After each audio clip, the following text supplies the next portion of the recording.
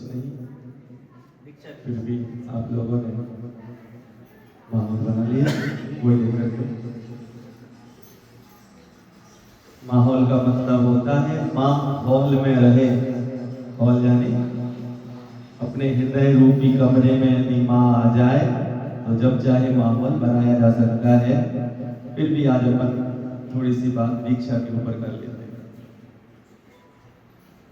लोग मुझसे पूछते हैं कि महाराज जी आपका मन मोक्ष मार्ग की ओर क्यों बढ़ा और आपके वैराग्य का कारण क्या है? तो मेरे वैराग्य का कारण ना तो सफेद बाल है।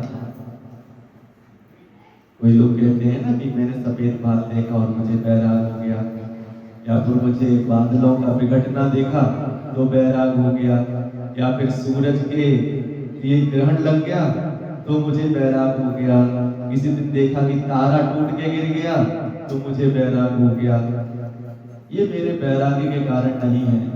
इसलिए नहीं है क्योंकि ये चीजें तो सबको दिखाई देती हैं और वैराग होता ही नहीं है।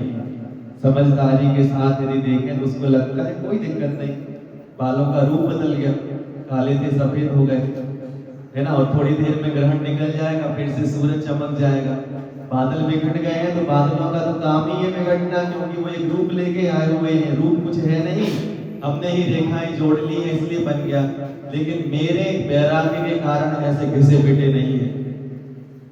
मेरे वैराग्य के कारण आपको भी, यदि आप उस तरीके से सोचोगे तो आपको भी अभी के अभी वैराग होना चाहिए और हो जाएगा, ऐसा मुझे विश्वास है। सबसे पहले बात मैंने क्या सोचा वैराग लेने के लिए?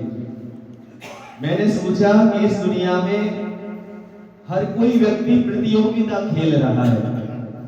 प्रतियोगिता शब्द कह रहा है प्रति व्यक्ति योग्य है, ये झूठा है।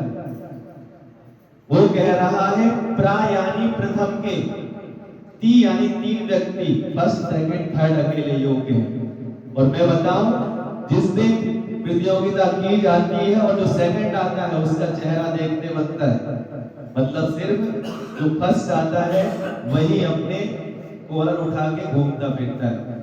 तो मैंने देखा कि मैं नया टी शर्ट खरीद के लाया, नई घड़ी खरीद के लाया, नया कैप खरीद के लाया, नई कोई भी चीज खरीद के लाया, और देखा कि 2 पल बाद दुकानों में तो कई डिजाइन बनी रहती हैं, मेरा ही दोस्त मेरा ही दुश्मन नई घड़ी लेके आया, मेरी दृष्टि उस पर चली गई, मुझे लगने लगा ये फीकी है। क्योंकि हमारे मन को जो चीज मिल जाती है उसका स्वाद खत्म हो जाता है, हमें लगता है कि दूसरी चीज चाहिए, और जब दूसरी के पास पहुंचता है तब हमारा मन कहता है तीसरी चाहिए। तो मैंने कहा क्यों ना अपन घड़ी की प्रतियोगिता खत्म कर दो, कपड़े की प्रतियोगिता खत्म कर दो, जिससे मेरे आगे कोई व्यक्ति लग नहीं पाए। ये नहीं कह रहा हूं मेरा मन दूसरे व्यक्तियों के ऊपर आके परेशान नहीं करे। इसलिए जिस दिन व्यक्ति अपनी प्रतियोगिता से दूर हट जाता है उस दिन व्यक्ति को शांति हो जाती है, क्योंकि उसके मन के पास कोई सवाल ही नहीं रहता, मन शांत हो जाता है, उथल पुथल नहीं मचाता। क्योंकि तुमने देखा होगा बच्चे जब बाजार में जाते हैं तो बिस्कुट का पुड़ा मिलेगा तो छोटा सा बच्चा कहेगा पापा बिस्कुट का पुड़ा पाइजे। तुम्हारा मन कहता है कि बिस्कुट का पुड़ा पाइजे, मतलब जो चीज जिसके काम की है उसका मन उसी पे जाता है। और अपन ने इन चीजों को अपने हिसाब से अलग कर दिया तो अपन उससे क्या हो गए, दूर हो गए, अपना मन उस चीजों में चंचल नहीं होगा। मेरे वैराग्य का पहला कारण ये।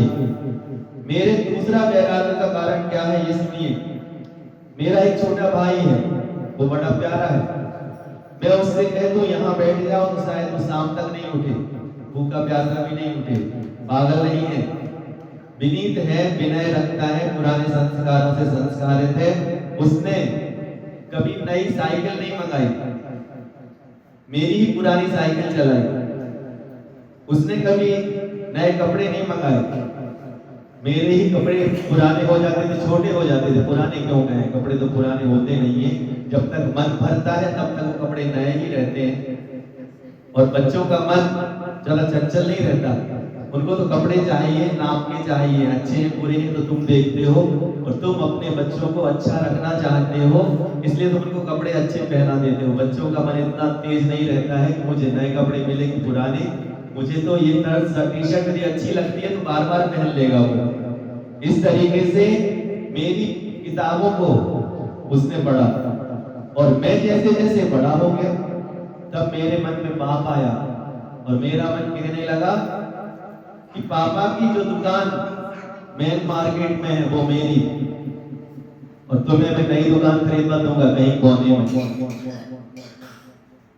जो पापा का घर मंदिर के पास में है वो मेरा, पैसे कम नहीं है, सब कुछ है, घर है, दुकान है, मकान है, सब कुछ है, लेकिन जो पापा की अच्छी चीज है, जो पुरानी चीज है, नई जगह पे, जो विशेष जगह पे, वो मेरी, और तुम्हें क्यों? इसलिए क्योंकि मैं पहले दुकान जाने लगा, जो पहले दुकान जाने लगा उसकी हो जाएगी, सामने वाले छोटे की बात सोची जाएगी।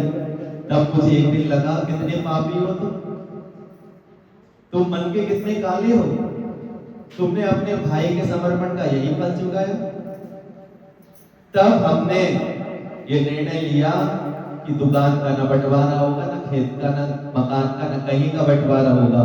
ये सारी की सारी चीज अब तुम नई नई उपयोग में लाओ, तुमने बहुत पुरानी चीजें अपना ली, और इस तरीके से दुनिया में संकलेश उसी का है। संकलेश किसका है? संकलेश जर, चोरू और जमीन, झगड़े के कारण, इन्हीं के कारण बैर होता है, मनमुटाव होता है। और मैंने कहा मुझे ये चीज नहीं चाहिए, इससे अच्छा जीवन है यार। वहां तो अपन दुकान में सामान लेके आओ, अच्छा सामान लेके आओ, सारा बिक जाएगा, लेकिन दुखी लगी रहती है बिकेगा कि नहीं, और बिक गया और बाद में देखते हैं कि और ग्राहक आ रहे हैं, फिर मन कहता है थोड़े ज्यादा क्यों नहीं ले आए। हर जगह अच्छे काम करने के बाद भी कुछ ना कुछ अफसोस रह जाता है, इसलिए मैंने कहा ऐसी जगह चलो जहाँ पे अफसोस नहीं होता है, क्योंकि मैं कोई काम नहीं करता हूँ, ऊपर से विद्यासागर जी महाराज जी काम कराते हैं, शांतिनाथ भगवान काम कराते हैं। इस जगह चलो जहाँ अपन को हाथ पैर मारने पड़ते हैं, वहां क्या जाना। मेरे वैराग्य का कारण ये है कि मैंने सोचा अपन धार्मिक है, बचपन से ही मम्मी संस्कार अच्छे डालती है। कोई महाराज जी के पास अपन जाते हैं, वो पूछते हैं क्यों गुटखा खाते हो, यदि हाँ कहेंगे तो छोड़ना पड़ेगा, और यदि खाते हैं तो या तो दूर दूर रहेंगे, लेकिन अपन महाराजों से दूर रह नहीं सकते, मंदिर से दूर रह नहीं सकते। इसलिए मैंने कहा ऐसी लत ही छोड़ दो, उसको डालो ही नहीं। महाराज जी पूछे क्यों अभिषेक करते हो, क्योंकि मैं बिना महाराज जी के नहीं रह सकता हूं। तो जितने भी विषय भोग हैं वो अपन करेंगे तो, लेकिन महाराज जी के और मंदिर के संपर्क में आने से वो कर ही नहीं पाएंगे। इसलिए क्यों ना अपन ऐसा मार्ग चुन लो जहां पे कभी ऊंचा नहीं देखना पड़ता, जहां पे कभी नीचा नहीं देखना पड़ता।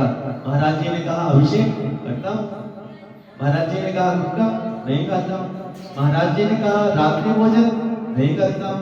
तो उस सब के लिए सबसे अच्छा स्थान कौन सा था? सबसे अच्छा स्थान था महाराज जी बन जाओ, अब तुमसे कोई भी व्यक्ति कुछ नहीं पूछेगा क्या करते हो क्या नहीं करते हो।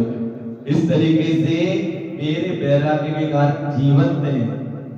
मैंने सोचा कि मेरा पेट दर्द करता है, मुझे पता है कि मैंने शाम को भजिए खा लिए थे, लेकिन मेरी पत्नी ने चुरा के भजिए खा लिए और मुझसे कह रही है रात में पेट दर्द कर रहा हूं, और हम उसका पेट भी दबाएं, उसको दवाई भी दें, तब भी वो शांत नहीं होगी, क्योंकि उसको आज मेरे साथ इमोशनल ब्लैकमेलिंग चल रही है। वो कहेगी चलो तुम मुझे डॉक्टर के यहाँ दिखाने चलो, क्यों मुझसे स्नेह भी नहीं करते हो। और मैं डॉक्टर के यहाँ दिखाने गया, और जो डॉक्टर होगी वो डॉक्टर उससे कहे कुछ नहीं है तुम्हें, तब वो प्राइवेट रूम में ले जाएगी डॉक्टर को और कहेगी सुनो ये मेरे स्वामी के पास पैसे कम नहीं है, तुम मुझे कहो कि मुझे 1 हफ्ते का बेड रेस्ट चाहिए और इनकी मम्मी काम करें 8 दिन और मैं बैठी बैठी खाऊं, तो ऐसा नहीं कर सकता कोई? कर सकता है कि नहीं कर सकता? ये कहने का मतलब है मेरा बच्चा यदि कोई खराब काम करके आता है तो लांछन मेरे ऊपर आते हैं कि इन्हें यही सिखाया बच्चों को, गलती उसकी और मेरे सिर पे आ रहा है। और मैंने कहा यदि बच्चे को अपन जन्म भी देते हैं और हमेशा बच्चे सलोने नहीं होते, खिलौने भी निकलते हैं, कभी लंबे पांव का हो गया, टेढ़े पांव का हो गया, कभी उसके अंदर कोई खराबी हो गई, तो कौन सिर पे लादे लादे खिलौना जैसा उनको जिंदगी बदला देगा। इसलिए अपन ये गेम ही नहीं खेलो जहाँ पे फैल होते हैं, ऐसा गेम खेलो जहाँ पे हमेशा पास ही होते हैं।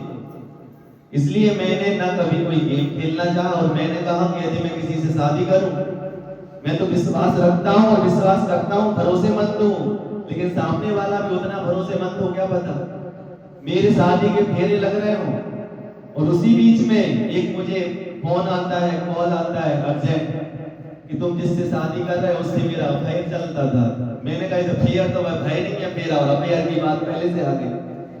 तो जिंदगी में क्यों ना अपन अपने ही दुखों को लेके चलो, सामने वाले के दुख से पीड़ित होने की जरूरत क्या है, क्योंकि छोटा सा जीवन है और अपनी दुख ज्यादा दुख नहीं है, दूसरों के दुख से हम ज्यादा दुखी रहते हैं। तो मैंने कहा मुझे किसी की बैसाखी नहीं चाहिए, इसलिए और जैसा अपन सोचते हैं वैसा ही हो जाता है। और मैं आज भी किसी की बैसाखी लेने का मन नहीं करता। केस नोट करने हैं खुद ही कर लो, 2-4 बाल दिख रहे होंगे तो अच्छी बात है।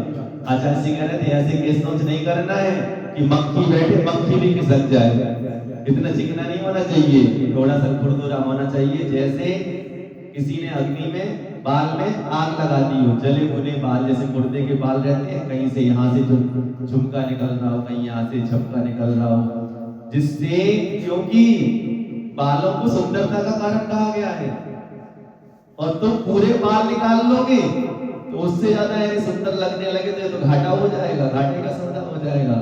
मतलब भगवान को आपके दांत आपके सुंदर लगते हैं, इसलिए उन पे थोड़ा सा पीलापन होना चाहिए। संतों के दांतों में सफेदी पूरी नहीं होनी चाहिए। ये वैराग्य के लिए सहायता देते हैं।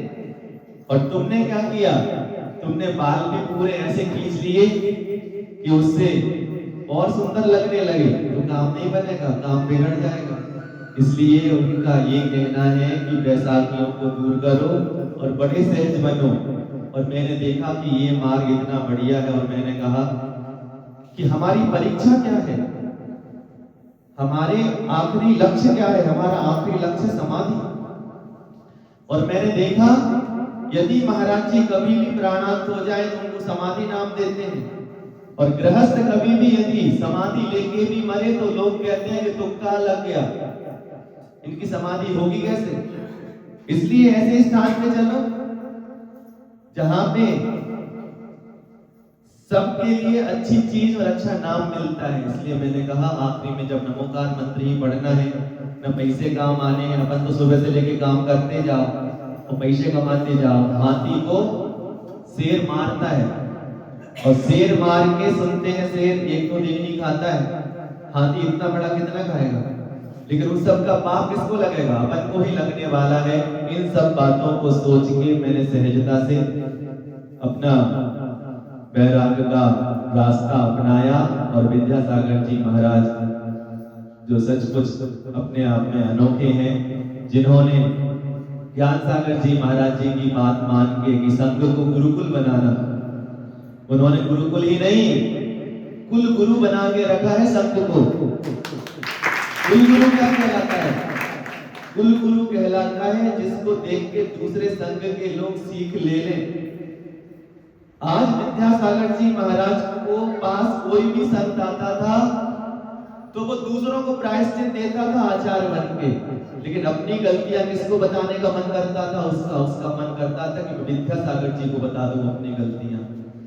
मतलब ये कहना चाह रहा हूं, देवप्पा स्वामी जो शांति सागर जी के गुरु हैं, शांति सागर जी की चर्या देख के उनका मन करता था कि मुझे फिर से दीक्षा दे दो।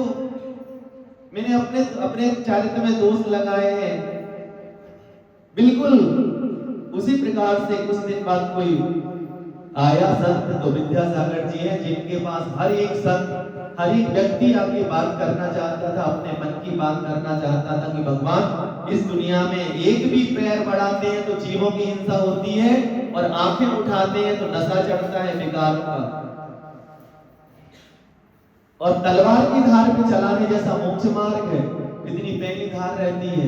एक नटनी भी यदि इतनी मोटी रस्सी में चलती है तो डंडे का बैलेंस बना के चलती है। और कोई व्यक्ति पंचम काल जैसे घोर काल में, जहाँ पे न विशुद्धि है, न स्थान है, न कोई पवित्रता है मन की, ऐसे स्थान में तलवार की धार में चलने वाला जो धर्म है कितना कठिन है। तो हर किसी का मन पाप से भर जाता है, उसको धोने के लिए सिर्फ एक विद्यासागर की गंगा हमको दिखाई देती थी हर व्यक्ति को। ऐसे परम विद्यासागर जी के चरणों में मैंने आज के दिन समझ लो समर्पण किया, और समर्पण करके उनके जैसा ही बनना चाहता हूँ कि भगवान आप जैसे थे आपके जैसे ही बनूं। क्योंकि हर बच्चा अपने पापा और मम्मी पे चला जाए तो लोग उस पे नाम नहीं रखते हैं, वो कहते हैं जैसे जाके बाप मताई वैसे बाके लड़का, और जैसे जाके नदिया नारे वैसे ताके भरखा। अर्थात जैसे नदी नाले रहते हैं वैसे ही नदी में पानी चला जाता है गंदा अच्छा, उसी प्रकार से मम्मी पापा के संस्कार ही बच्चों में आते हैं। तो मैं तो ये कहूँ मम्मी पापा जो है विद्यासागर जी, उनकी कभी अवहेलना नहीं करें, उनकी कभी प्रभावना में कोई ऐसा कदम ना बढ़ाए जिससे उनको ऊपर से खेद हो। और आप भी उन्हीं के बच्चे हैं। गुरुदेव ने एक बहुत अच्छी बात कही थी। एक व्यक्ति कहने लगा कि हम संतों की संतान है ना, हम संतों की, शब्द देखो कितना प्यारा है, संत की संतान। लेकिन वो कह रहे हैं जो संत की बातों की तान से तान मिला के, ताल से ताल मिला के उसी को और आगे बढ़ाते रहते हैं, वही परंपरा चलाते रहते हैं, निर्दोष परंपरा। विद्यासागर जी की जब अपन आरती पढ़ते हैं उसमें यही लिखा हुआ है, क्या लिखा हुआ है कि आपने शिथिलाचार निवारी। और हम फिर से शिथिलाचार की ओर यदि आ जाएं तो अपन विद्यासागर जी की वो धारा फिर से तोड़ देंगे और शांति सागर जी की वो धारा तोड़ देंगे। एक बहुत अच्छी बात और आचार्य ने कल कही थी, लिखा हुआ था बुद्ध महाराज प्रमाद में आते हैं तब लिखते हैं कोई चीज। अपन जब लिखते हैं ना कोई चीज तो किसमें आना पड़ता है, प्रमाद में, छठे गुण स्थान में। और ध्यान करते हैं तो सातवें गुण स्थान में। तब विद्यासागर जी कौन सी बात कहते हैं, कहते हैं भले कुंद भगवान ने प्रमाद में लिखा, लेकिन उनने जो लिखा हुआ है उसमें कहीं भी प्रमाद नहीं झलकता। कितनी बड़ी बात है। कह रहे हैं भले प्रमाद में लिख रहे हैं लेकिन लिखी हुई चीज में प्रमाद नहीं झलकता है। उससे यदि कोई साधक फिसल रहा हो उस चिकनी मिट्टी में, उस काई वाले स्थान में, तो उसको हाथ का सहारा मिल जाता है। इसलिए उन्होंने हम पे उपकार किया है। और हमें, वो तो अपने सातवें गुण स्थान में रह सकते थे, लेकिन उन्होंने कहा यदि तीर्थंकर भगवान भी सबके कल्याण के लिए, भगवान को क्या चाहिए, समोसरण लगा के क्यों घूमते हैं भगवान, उनको कोई मिलता है, कीर्ति से कोई मतलब है, लेकिन फिर भी एक अपना कर्तव्य है कि मेरे ही बच्चे हैं, मेरे ही जैसे हैं, मुझे यदि रास्ता मिल गया तो इनको भी रास्ता मिल जाए। और यही भावना तीर्थंकर प्रकृति का बंद करती है। इस प्रकार से आज का जो दीक्षा दिवस है बहुत अच्छी चीज है। शब्द अकेला देखो, पलटो लो, दा में बड़ी की मात्रा दी और छा लिखा है ना। इसको यदि अपन पलटते हैं तो कुछ लगता है शादी, दीक्षा शादी, या तो शादी करा लो। और सच्ची शादी तो मोक्ष रानी से है, जिसकी हर व्यक्ति चाहता है कि मुझे मुक्ति सुंदरी मिले। क्योंकि जिनवाणी में कोई भी पूजा पढ़ो वो घुमा फिरा के कहाँ आ जाएंगे, मुक्ति रानी, मुक्ति लक्ष्मी, मुक्ति नार, उससे मुझे शादी करनी है। तो मैंने दादी से पूछा भाई जो क्या लिखा है किताब में, कहने लगी बेटा ये शादी शब्द को पलट ले तो मुक्ति रानी से शादी हो जाती है। तो मैंने पलटा शादी शब्द को और कुछ मिला मुझे, शादी दीक्षा दीक्षा दीक्षा। इस तरीके से मुक्ति रानी सुंदरी से इस बार विवाह करने की ठानी है। आप लोग भी चलो और आप लोग भी वहां तक पहुंचे। और जब विद्यासागर जी का समोसरण लगे, हम सभी उस समोसरण में विराजमान हो, मुनियों के कोठे में। और मैं चाहता हूँ, मैं तो पीछे से छोटा महाराज जी बना रहा हूँ और सारी दुनिया के जितने भी हरालवासी हैं वो सब गढ़धर बन के मुझसे पहले मोक्ष चले जाएं। बच्चे वहां देखना, मेरा इंतजार करना, मैं भी आऊंगा। पीछे रास्ता तो वही है, सबको एक ही स्थान पे पहुंचना है, किसी को पहले किसी को बाद में। आज इन्हीं भावनाओं के साथ कि भगवान मैं प्रभाव ना कर पाऊं मुझे कोई अफसोस नहीं, लेकिन मैं अप्रभावना करने में हाथ ना बढ़ाऊं, जिससे मुझे असमाधि के स्थान ना मिले। और समाधि जो सबका उद्देश्य रहता है, हर एक गृहस्थ का, हर एक जैन का, वहां तक हम सब पहुंचे और अपने संयम रूपी मंदिर पे हम समाधि का कलश रख सकें। ऐसी पवित्र